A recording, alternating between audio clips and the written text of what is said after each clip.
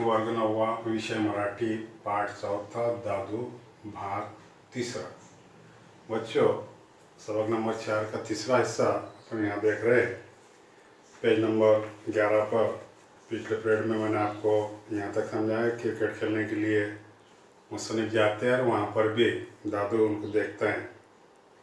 Page number 11 पर देखो, सप्टेंबरच्या शेवटच्या आठवड्यात बाहेरगावी एक सामना ठरला। मुसन्निफ ने कहा कि सितंबर महीने के आखिरी हफ्ते में, आठवड़ा यानी हफ्ता, बाहरगावी एक सामना ठरला। बाहरगाव जाकर एक मैच खेलना है, ये तय हुआ। सामना यानी मैच। जहांगीरदार नावाचा माझ्याच कॉलेजातला एक मित्र आमचा कप्तान होता। जहांगीरदार नाम का मुसन्निफ के कॉलेज में कहे उनका दोस्त, उनके टीम का कप्तान यानी कैप्टन जिसको अपन बोलते हैं। और मराठी में कप्तान को जो वर्ड है समानार्थी शब्द वो कर्णधार बोला जाता है। माझी फलंदाजी यानी त्याची गोलंदाजी। तो मुसन्निफ ने कहा कि माझी फलंदाजी, अब क्रिकेट का खेल है, इसमें फलंदाजी और गोलंदाजी। फलंदाजी बोले तो बैटिंग करना और गोलंदाजी बोले तो बॉलिंग करना। तो मुसन्निफ की बैटिंग थी और उनके दोस्त के बॉलिंग थी। असा धुव्वा उडवला आम्ही दुसऱ्या बाजूचा। असा धुव्वा उडवला यानी ऐसा हराया हमने सामने वाली टीम को। दूसऱ्या बाजूचा बोले तो सामने वाली टीम को। धुव्वा उडवणे यानी हराना। परत येताना मी जहांगीरदाराच्या गाडीमध्ये बसलो। मैच खेलना खत्म हो गया। वापस से घर लौट आ रहे थे मुसन्निफ, तो वो अपने दोस्त की गाड़ी में बैठे। गाडी हाकणे आणि सामन्याच्या गप्पा मारणे या दोन गोष्टीपैकी अधिक बेफामपणे तो कोणती गोष्ट करत होता हे सांगणे फार कठीण होते। गाडी हाकणे यानी गाड़ी चलाना आणि सामन्याच्या गप्पा मारने और जो मैच खेलकर आ रहे वापस तो मैच के बातें करना, यह दोन गोष्टीपैकी अधिक बेफामपणे, ये दो बातों से भी ज़्यादा बेफामपणे यानी बहुत ज़ोरों से तो कौन सी गोष्ट करत होता हे सांगणे फार कठिन होते। वो कौन सी बात कर रहा था ये बताना बहुत मुश्किल था, ऐसा मुसन्निफ ने कहा। खेलताना मनुष्याला भान नसते। कोई भी खेल खेलते वक्त जो खिलाड़ी होता है उसको उस खेल का एहसास नहीं होता है। भान नसने ना, एहसास नहीं होना। जैसे मिसाल के तौर पर कोई खेल देखते अपन, फुटबॉल ले लो, हॉकी ले लो। हॉकी अगर खेल रहा है खिलाड़ी और उसको बॉल लग गया या हॉकी स्टिक लग गई, तो पैर पे लगने के बाद में वो बहुत ज़ोर से लगती है, तो पैर में दर्द होना शुरू होता है, या जहाँ पर भी लगता है वो दर्द शुरू होता है। तो इसके लिए डॉक्टर लोग फ़ौरन ग्राउंड में आते हैं और ग्राउंड में आने के बाद में जो भी खिलाड़ी को मार लगता है उसके ऊपर एक स्प्रे निकला है भी, वो स्प्रे लगा देते हैं। स्प्रे लगा दिए कि वो फ़ौरन खिलाड़ी उठकर खड़े हो जाता है, उसको उस मार का एहसास नहीं होता है तब तक, जब तक उस दवाई का, उस स्प्रे का पावर रहता है तब तक उसको एहसास नहीं होता। तो खेलते वक्त कोई भी खिलाड़ी को एहसास नहीं होता है। त्यामुळे खेळाच्या श्रमाने माझे अंग किती आंबून गेले आहे। उसकी वजह से खेळाच्या श्रमाने, श्रम यानी मेहनत, खेल के मेहनत से मुसन्निफ ने कहा माझे अंग किती आंबून गेले आहे। अंग यानी जिस्म, आंबून जाने यानी अकड़ जाना। यानी मुसन्निफ ने कहा कि खेलने की वजह से मेरा जिस्म कितना अकड़ चुका है। याची कल्पना गाडीत बसेपर्यंत मला आली नहीं। इसका तसव्वुर मुसन्निफ को गाड़ी में बैठे तक हुआ नहीं। मग मात्र अंग ठणकू लागले, लेकिन उसके बाद मुसन्निफ का जिस्म जो है वो ठणकने लगा। माझ्या बिराडापाशी गाडी येताच मी उतरू लागलो। मुसन्निफ ने कहा कि माझ्या बिराडापाशी, बिराड इससे पहले बताया मैंने आपको कि बिराड यानी घर, और मुसन्निफ के घर तक जब गाड़ी आई तब वो गाड़ी से नीचे उतरने लगे। तेव्हा जहांगीरदार म्हणाला आमच्या बंगल्यावर चल की। तब जहांगीरदार ने, उनके दोस्त ने कहा मुसन्निफ को कि अरे आप हमारे बंगले पर चलो, यानी उनके मकान पर चलो। अंग फार दुखतंय, मी म्हटलं माझ्याच खोलीवर आपण चहा घेऊ। मुसन्निफ ने कहा अपने दोस्त को कि मेरा जिस्म बहुत दुख रहा है और अपन मेरे खोली में बैठकर चाय पीएंगे। चहा? तो मोठ्याने हसत म्हणाला, माझं सुद्धा अंग दुखतंय, चहानं नहीं बरं वाटणार आता। तो मुसन्निफ का जो दोस्त था जहांगीरदार, उसने कहा चहा यानी चाय? तो मोठ्याने हसत म्हणाला। वो जोर से हंसते हुए मुसन्निफ को कहने लगा, माझं सुद्धा अंग दुखतंय। और मुसन्निफ को ये भी कहा उसने, जहांगीरदार दोस्त ने, कि मेरा भी अब जिस्म दुख रहा है, चहानं नहीं बरं वाटणार आता, चाय पीने से कुछ ठीक नहीं लगेगा अभी। तो मुसन्निफ कहते, मग काय मागवू, फिर आपके लिए मैं क्या बुलाऊं? तो उनका जो दोस्त रहता है वो कहता है, बियर। तो शांतपणे म्हणाला, दादू ते ऐकत होता। तो उसके दोस्त ने, मुसन्निफ के दोस्त ने कहा कि बियर बुलाओ यानी शराब।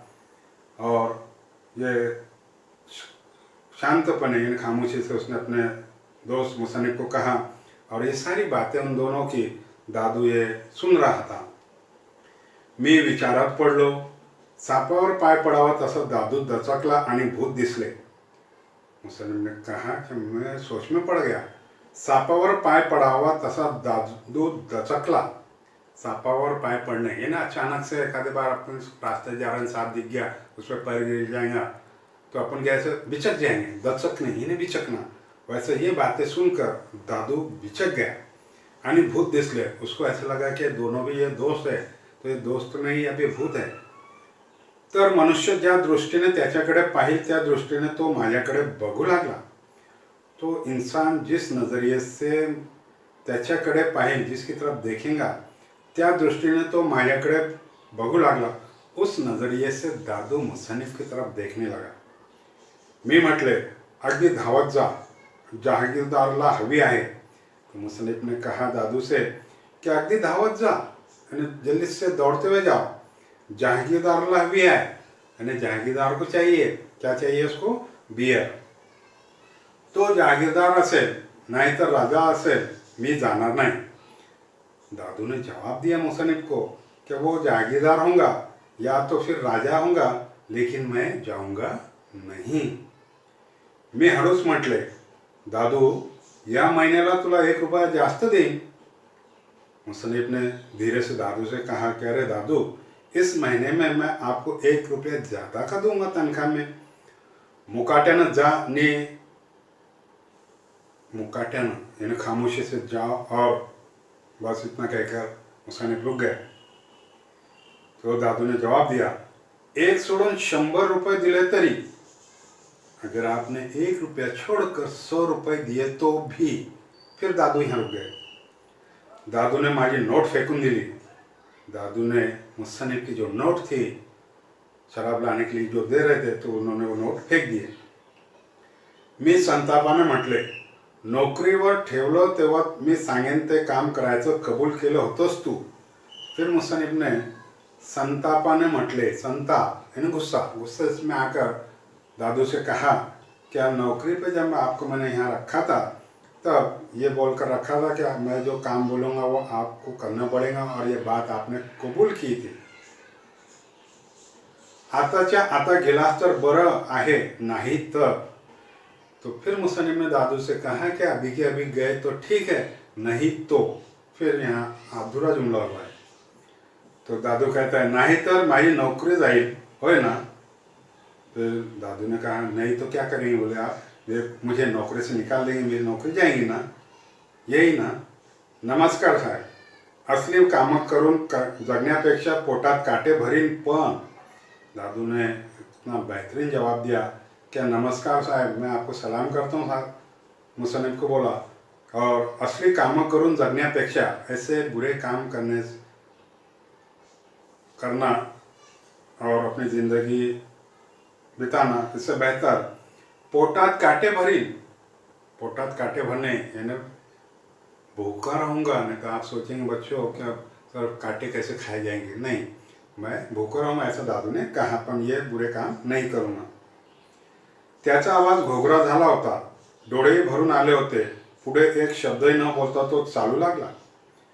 दादू की आवाज़ घोगरा झाला होता यानी उनके आवाज़ ये सूख गई थी, मतलब आवाज़ नहीं निकल पा रही थी। और दादू के आँखों में भी आंसू आ चुके थे। पुढे एक शब्दही न बोलता तो चालू लागला। दादू आगे एक लफ्ज़ भी नहीं बोलते मुसन्निफ को वह आगे उस कमरे से बाहर निकलने लगा। माझी मलाच लाज वाटू लागली। मी धावत गेलो। दादू फाटक उघडत होता। मी त्याचा हात धरून म्हटले, दादू कुठं चाललास? फिर मुसन्निफ ने कहा कि माझी मलाच लाज वाटू लागली, यानी मुझे मेरी ही शर्म आने लगी। मैं धावत गेलो और मुसन्निफ उस कमरे से दादू बाहर निकल रहे थे कमरे से, तो उनकी तरफ दौड़ते हुए गया। दादू फाटक उघडत होता। दादू बाहर जाकर उस दरवाजे के सामने जो फाटक थी वो फाटक खोल रहा था। मैं त्याचा हात धरून म्हटले। मुसन्निफ ने दादू का हाथ पकड़कर उससे कहा, दादू कुठं चाललास? दादू आप कहाँ जा रहे हैं? तो दादू ने जवाब दिया, तुमच्या आई साहेबाकडं। मैंने मुसन्निफ को जवाब दिया कि मैं आपके वालदा के पास जा रहा हूँ।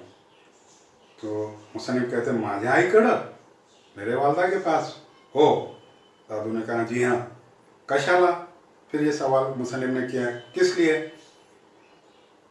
त्याच्या झाडाला कीड लागली हे सांगायला। फिर दादू ने कहा, मैं इसलिए जा रहा हूँ कि त्याच्या झाडाला कीड लागली हे सांगायला। मैंने देखो कितनी अच्छी मिसाल बताया है यहाँ पर। क्या जिस तरीके से कोई झाड़ होता है, दरख्त होता है, उसको कीड़ लग जाती है और सड़ने लगता है, इतना भी सड़ जाता है कि पूरा वो झाड़ सूख कर गिर जाता है।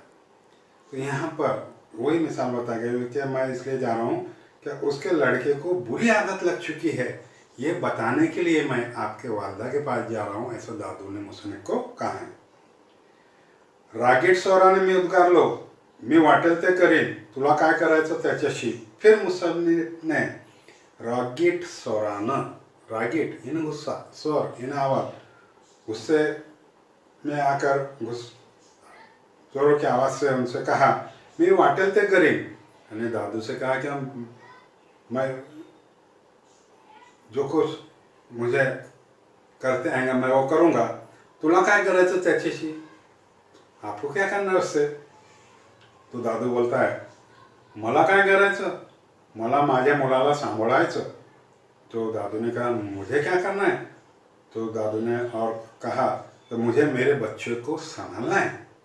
तो मुसन्निफ कहते हैं, तुझा मुलगा तर सोलापुरात आहे, लेकिन आपका लड़का तो सोलापुर में है, ऐसा मुसन्निफ ने सवाल किया दादू से।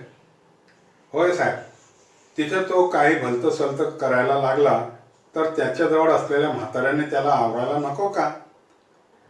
तो दादू ने कहा, जी हाँ साहब, मेरा लड़का तो सोलापुर में है, लेकिन तिथे तो काही भलतं सलतं करायला लागला, वहाँ पर वो कोई भलता सलता बुरी आदत तो सीखने लगा, तर त्याच्याजवळ असलेल्या म्हाताऱ्यांनी, तो उसके पास में रहने वाले बुजुर्गों ने त्याला आवरायला नको का? उसको रोकना नहीं चाहिए क्या? आवरणे यानी रोकना। तिथं लोकांनी त्याला सांभाळायला हवं, वहाँ के लोगों ने उस बच्चे को संभालना चाहिए। मग इथं मी और यहाँ पर तो आप है, यानी मी बोले तो मुसन्निफ, त्याच्या डोळ्यातून घडघड पाणी वाहू लागले और उसके बाद दादू के आंखों में से आंसू बहने लगे। त्याच्या पाठीवरून हात फिरवत मी म्हटले, रडू नकोस दादू, तुझी नौकरी कायम है। फिर मुसन्निफ ने दादू के पीठ पर से हाथ फिराया और दादू को कहा कि रो मत दादू, आपकी नौकरी कायम है, आपको मैं नौकरी से नहीं निकालूंगा। नौकरी करी तो मैं रडत नहीं साहब। तो दादू ने कहा कि मैं नौकरी के लिए नहीं रो रहा हूँ साहब, तुमच्याऐवजी माझा मुलगा असता तर मला जेवढं दुःख झालं असतं तेवढं मगाशी तुम्ही दुकानावर जायला सांगितलं तेव्हा झालं। तो दादू ने कहा कि तुमच्याऐवजी माझा मुलगा असता तर आपके जगह पर अगर मेरा लड़का होता तो मला जेवढं दुःख झालं असतं, मुझे कितना दुख हुआ होता उस वक्त, तेवढं मगाशी तुम्ही दुकानावर जायला सांगितलं तेव्हा झालं। तब आपने मुझे दुकान पर जाने के लिए बियर लाने के लिए कहा, तब मुझे ये सबसे बड़ा दुख हुआ है। दादूचा हात धरून मी त्याला घरात नेले। आखिर में मुसन्निफ ने दादू का हाथ पकड़ के उन्होंने अपने कमरे में लेकर गए। मी खोलीत गेल्यावर जहागीरदार म्हणाला, कुठं गेला होतास? जब ये मुसन्निफ खुली में कमरे में गए तब उनका दोस्त वहीं बैठा हुआ ही था। उसने जागीरदार से पूछा, क्या कहाँ गए थे? ऐसा सवाल जागीरदार ने मुसन्निफ से किया तो मुसन्निफ ने कहा, बाहर तार वाला आला होता। मुसन्निफ ने भी झूठ बोला क्योंकि ये बुरी आदतों से बचना था। तो अपने दोस्त के साथ बात किया उसने, तो उसने बोला, ये झूठ बात बताई कि बाहर तार वाला आला होता। तार वाला, तार यानी टेलीग्राम। अभी ये टेलीग्राम जो होता है अभी बंद हो चुका है। पहले ये टेलीग्राम ऐसा था, क्या पोस्ट कार्ड होते थे, पोस्ट कार्ड के ज़रिए से खत जिसको अपन बोलते हैं, उस पर जो भी मालूमात लिखना होती थी खत के ज़रिए से सामने वाले को दिया जाता था। आज का दौर जो देख रहे अपन, मोबाइल का दौर है, हर इंसान रूबरू बात कर लेता है। लेकिन पहले ऐसा नहीं था। खत पर जो भी लिखना है संदेशा खत पर लिखकर भेजा जाता था। और किसी को अगर अर्जेंटली संदेशा देना है तो वो टेलीग्राम होता था, जिसको तार बोला जाता मराठी में। उस पर वो मैसेज टाइप होता था और वो मैसेज सामने वाले को पहुंचता था। तो मुसन्निफ ने कहा कि बाहर तार वाला आया था यानी टेलीग्राम वाला आया था। तो उनका दोस्त कहता है, तार कुणाची तार आली बुवा यावेळी? टेलीग्राम, किसका तार टेलीग्राम आया इस वक्त भाई? तो मुसन्निफ ने कहा, आईची, फार आजारी आहे ती। यानी मुसन्निफ ने कहा कि वालदा की बहुत बीमार है वो। मैं घाईघाईने ट्रंक उघडली। तो मुसन्निफ ने कहा कि मैंने जल्दी जल्दी ट्रंक उघडली। ट्रंक यानी जो पहले पेटी लोहे की होती थी कपड़े रखने के लिए, उस पेटी को ट्रंक बोला जाता था। तो मुसन्निफ ने वो पेटी अपनी खोली, खुंटाळ्यावरचे कपडे काढले आणि सामानाची बांधाबांध करू लागलो। खुंटाळ्यावरचे, खुंट यानी जो अपन घर में दीवार पर कोई खूंटी रखते हैं और उसमें कपड़े टंगाते, हैंगर जिसको बोला जाता है। तो पहले वो हैंगर नहीं थे, पहले लकड़ी होती थी, लकड़ी का गोल हिस्सा काटा जाता था और उसी को जो है बांधकाम के अंदर जब मकान बनाते थे उसके अंदर लगाया जाता था और उस पर कपड़े टंगाते थे। तो उस खूंटी के ऊपर के मतलब हैंगर के ऊपर के कपड़े उसने निकाला और सामानाची बांधाबांध करू लागलो। और जो भी मुसन्निफ का सामान था वो बांधने शुरू कर दिया। जागीरदार म्हणाला, बरं मैं जातो हाँ। फिर उसके बाद मुसन्निफ का जो दोस्त था जागीरदार, उन्हें ये सारी बातें सुनने के बाद मुसन्निफ से कहा, ठीक है मैं जाता हूँ मेरे कमरे पर। त्याला दारापर्यंत सोडून परत आलो। दादू एखाद्या लहान मुलाप्रमाणे हसत उभा होता। तो मुसन्निफ ने दरवाजे तक अपने दोस्त को छोड़कर वापस कमरे में लौट आए। तब दादू एखाद्या लहान मुलाप्रमाणे हसत उभा होता। तब दादू जो एखादे छोटे बच्चे के माफिक दरवाजे में खड़े रहकर हंस रहा था, खड़ा था। तो ये जो है ये सबक यहाँ तीसरा हिस्सा यहाँ कंप्लीट हुआ। तो इस सबक में ईमानदारी और बुरी आदतों से बचना ये बुज़ुर्गों का, बड़ों का काम होता है। और इसमें बड़ों से ज़्यादा बच्चों ने भी इस पर अमल करना चाहिए, बुरी आदतों से बचना चाहिए। ये बात इस सबक में बताई गई भी है। तीसरा हिस्सा यहाँ ख़त्म हो गया। इसके बाद के अगले पीरियड में इस सबक के ऊपर जो भी किताब में दिए हुए सवाल है उसके जवाब मैं आपको लिखाऊंगा। उसके बाद में कृति वाइज यानी एक्टिविटी टाइप जो 8वीं क्लास में लिखे थे अपन ने, वो टाइप में सवाल जवाब लिखा दूँगा।